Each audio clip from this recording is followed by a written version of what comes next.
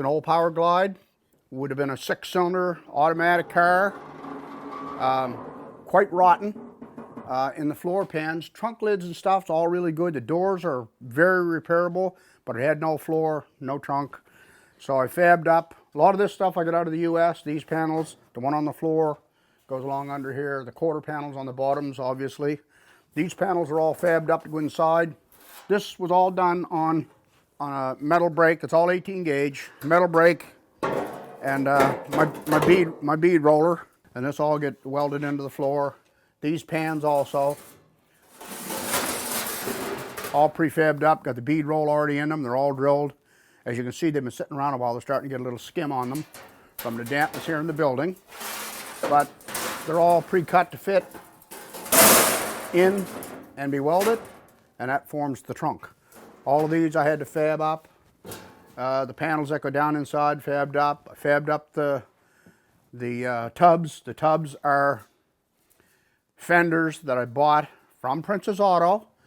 They're trailer fenders, and I cut them, one edge off them, spread them out, and put a piece up through the middle about 2 or 3 inches, which widened the fender, gave me a tub. So it made it a little bit easier than fabbing the whole tub from scratch. The frame, as I said before, is out of a G-body Monte Carlo. Done extensive work to that. It's all boxed in and welded up underneath.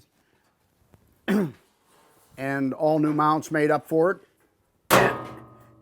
And again, as I said earlier on, when you get an opportunity to buy pieces, you get that extra $100 in your pocket, you buy them.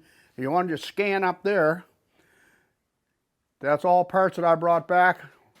One trip from Florida, I was down there, and I had a few extra bucks, and it was 150 pounds, 3 suitcases at the airport. And I was asked what it was, and I told the fellow at the gate, car parts. They're exactly 50 pounds a piece. I bought 3 pieces of luggage at a yard sale, and I had the slips of all the material, and I passed them to him, and I said, if you want to open them, I had all the documentation for them. He said, we're good to go. He let me go through and never opened a box. But the price on them was really good out of the US, because I was down there for 3 months. I didn't have to pay tax on them. So all the ball joints, tie rod ends, rotors, pads, bearings for the front end of this car is all new. So when I take it apart, I clean up the control arms, sandblast them up and paint them, and that's all new stuff going on it. And this was one of them things where I had an extra, you know, $300, $400, $500 in your pocket to take with you for parts. And down here on this side, these panels for the car, the bottoms, come in 2 pieces. The bottoms do. There's the front section, and obviously the back section, but the car was rotten up to there. So I bought the panels, cut that all out, made up a new section here, and these are what they call Clecos. They're used in the airline business, building planes and so on, and a lot of guys use them now for car restoration. You drill a hole in a pin. I have special pliers that work on them. They just, I don't know if you can see it, but when you drill the hole, that pushes in, and as you let that down, it spreads apart and holds the 2 panels together really tight. So they work very well doing this kind of work.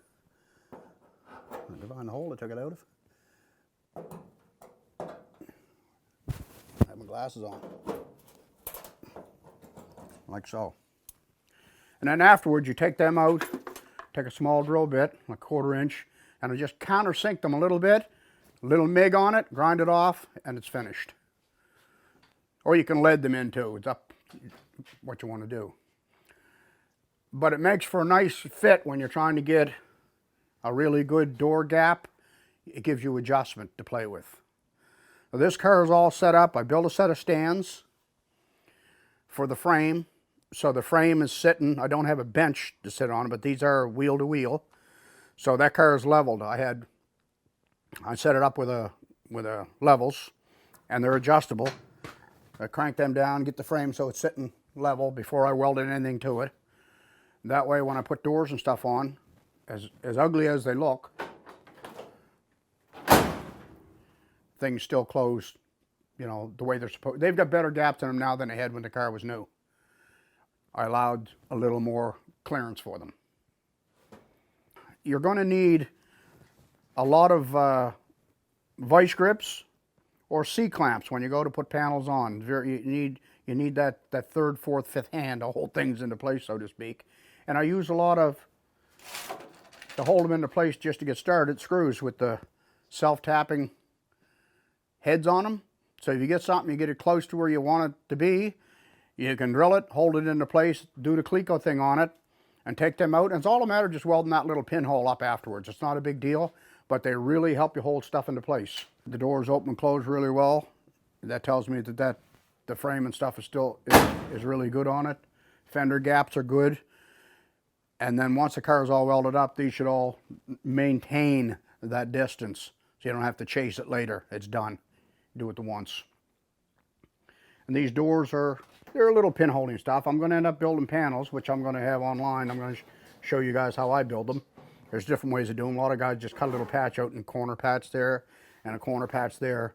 I'm going to build a panel actually and go across here, and I'll fold the lips all the way around in, hammer and dolly them like the same way you put a door skin on a car.